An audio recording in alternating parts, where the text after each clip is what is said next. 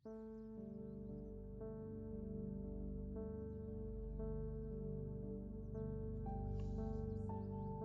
খুব ভোরে অফিসে এসেছে আদ্রিতা। কারণ তার মন ভালো নেই। নিজেকে ব্যস্ত রাখার জন্যই আগে চলে আসা। মেট্রোতে করে অল্প সময়ের মধ্যেই এখন মিরপুর থেকে মতিঝিল আসা যায়। ঝগড়া হয়েছে আবিরের সাথে গতকাল। রাগ করে ভাইয়ার বাসায় চলে এসেছে সে। আবিরের সাথে আদ্রিতার বিয়ে হয়েছে 2 বছর আগে। ঝগড়ার কারণ হচ্ছে আবির বলেছে আদ্রিতা নাকি বানরের মতো কলা খায়। কলা আদ্রিতার খুবই প্রিয়। সে বলেছিল, আমি আর ভাইয়া আমরা দুজনে খুব কলা খাই। আবির শুনে হাসতে হাসতে বলেছিল, শুধু তোমরাই না, আরো একটা প্রাণী আছে যে কলা খেতে খুবই পছন্দ করে। কি, তুমি আমাকে আর ভাইয়াকে বানর বললা? কই, কখন কাকে বানর বললাম আমি? তুমি তাই মিন করেছ। তুমি সবসময় আমাদের ছোট করে কথা বলো। কেঁদে দিয়েছিল আদ্রিতা। আদ্রিতার রাগ করার আরো একটি কারণ ছিল। আগের দিন সে আবিরের জন্য একটা বেগুনি রঙের পাঞ্জাবি কিনেছিল। পরিকল্পনা ছিল সে একটা বেগুনি রঙের শাড়ি পরবে, সাথে বেগুনি রঙের টিপ। আবির বেগুনি রঙের পাঞ্জাবি পরবে। তারপর তারা কোনো একটা সুন্দর জায়গায় বেড়াতে যাবে। কিন্তু পাঞ্জাবিটা দেখে আবির বলল, এটার কালারটা কেমন যেন খ্যাত খ্যাত। আদ্রিতা মনে খুব কষ্ট পেয়েছিল, কিন্তু মুখে কিছু বলেনি। সেই দুঃখ আর বানর বলার অপমানে আদ্রিতা কেঁদে কেটে হাতের কাছে যাই পেল তাই ব্যাগে ভরে ভাইয়ার বাসায় চলে আসে। আশ্চর্য মানুষ আবির। তাকে একবার থামানোর চেষ্টাও করল না। মনে মনে ভাবল আদ্রিতা। রাগে দুঃখে অপমানে ফোনটা বন্ধ করে রাখলো, যাতে আবিরের ফোনও তার ধরতে না হয় যদি সে ফোন করে। কিন্তু বিকেল গড়িয়ে সন্ধ্যা নামার সঙ্গে সঙ্গে আদ্রিতার রাগ কমতে শুরু করলো। ভাবল সে, আবির এখন কি করছে? সে তো সন্ধ্যায় টোস্ট বিস্কুট দিয়ে 1 কাপ চা খায়। মা কি মনে করে বানিয়ে দেবে? আবির কি মনে করে জানালাটা বন্ধ করবে? তার তো আবার অল্পতেই ঠান্ডা লেগে যায়। 7-5 ভাবতে ভাবতে আদ্রিতা মোবাইলটা অন করে। যদি আবির ফোন করে? কিন্তু আবির ফোন করলো না। সারা রাত আদ্রিতা ছটফট করলো, ঠিকমতো ঘুমোতে পারল না। সকাল হতেই তাড়াহুড়ো করে নাস্তা খেয়ে অফিসের উদ্দেশ্যে বেরিয়ে গেল আদ্রিতা। মেট্রোতে বসে ভাবছিল, ফোন না করুক, আবির একটা মেসেজ দিয়েও তাকে অন্তত গুড নাইট বলতে পারত। অভিমানে আদ্রিতার বুক ফেটে কান্না পাচ্ছিল। এতক্ষণে অফিসের অন্যান্যরা আসা শুরু করেছে। আদ্রিতার কলিগ তমা ঢুকেই বলল, আসসালামু আলাইকুম আপু, কেমন আছো? ভালো আছি, তুমি কেমন? ভাইয়াকে দেখলাম নিচে। কি, আবির আসছে? হ্যাঁ, নিচে দাঁড়ায় আছে দেখলাম। দারোয়ানকে দিয়ে স্লিপ পাঠায় নাই এখনো? তুমি জানলা দিয়ে দেখো, দেখা যায় এখান থেকে।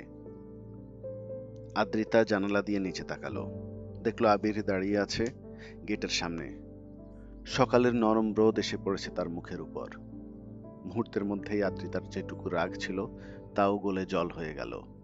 কারণ দেখলো আবিরের গায়ে তার দেয়া সেই বেগুনি পাঞ্জাবি। আবার মনে শঙ্কাও হলো, ইস, অফিস না করে চলে এসেছে, না জানি কি ঝামেলা হয়। তাড়াহুড়ো করে আদ্রিতা বাথরুমে ছুটল।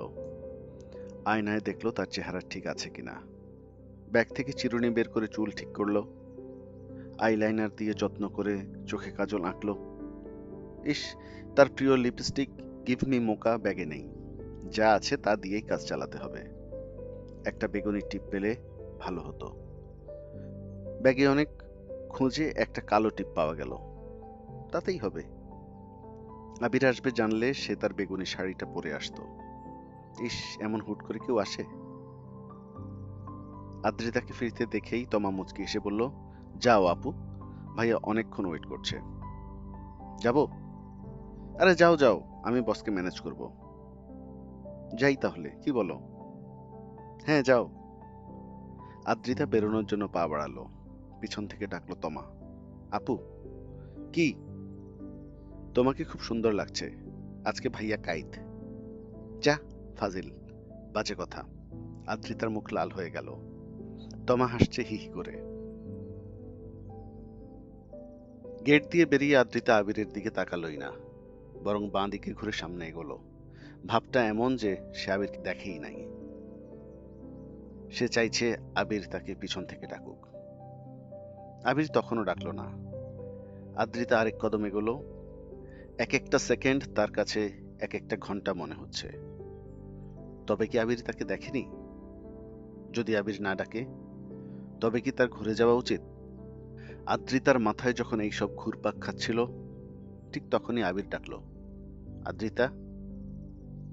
আবিরের কণ্ঠস্বর শুনে আদ্রিতার বুকে টুংটাং পিয়ানোর সুর বেজে উঠল। সে হাঁটা থামিয়ে ঘুরে তাকালো আবিরের দিকে, যেন জানেই না আবির এখানে এসেছে। আরে তুমি কেমন আছো? বাপরে বাপ, তোমার এত রাগ! আমি রাগ করলে কার কি? আদ্রিতা চোখের কোণা দিয়ে আবিরকে দেখছে। বাবুকে আজ হেভি লাগছে পাঞ্জাবিতে। খালি পাঞ্জাবির গলার বোতামটা লাগালে আর হাতা দুটো গুটিয়ে নিলে আরো জোশ লাগতো। মা কেমন আছে?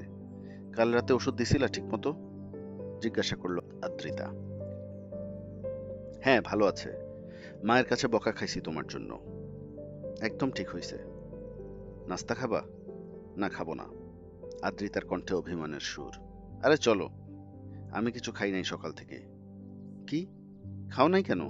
আদ্রিতার মুখটা মলিন হয়ে গেল। চলো, কই যাবা? ওরা দুজন রিক্সা নিল। আদ্রিতা আবিরের বাঁ হাতের ভিতর তার হাত গলিয়ে গা ঘেঁষে বসেছে। পৌষের সকাল, মিষ্টি রোদ আছড়ে পড়ছে ওদের দুজনের উপর। অনেক আগে ভুলে যাওয়া কোনো এক গানের সুর খেলা করছে আদ্রিতার মনে। মনে হচ্ছে আবিরের সাথে তার এই পথ চলা যেন শেষ না হয়। তাদের দুজনের নামের শুরু একই বর্ণ দিয়ে। তাদের তো মনের মিল হওয়ারই কথা। প্রিয়জন যেন কাছে থাকে, এই একটাই তো শুধু চাওয়া। সুখী হতে আর কি লাগে? সকালের এই সময়টাতে সন্ধ্যার ফুল ফোটার কথা নয়, কিন্তু আদ্রিতার মনে হলো হাসনোহেনা ফুলের মাতাল করা গন্ধে তার চারপাশ মৌ মৌ করছে।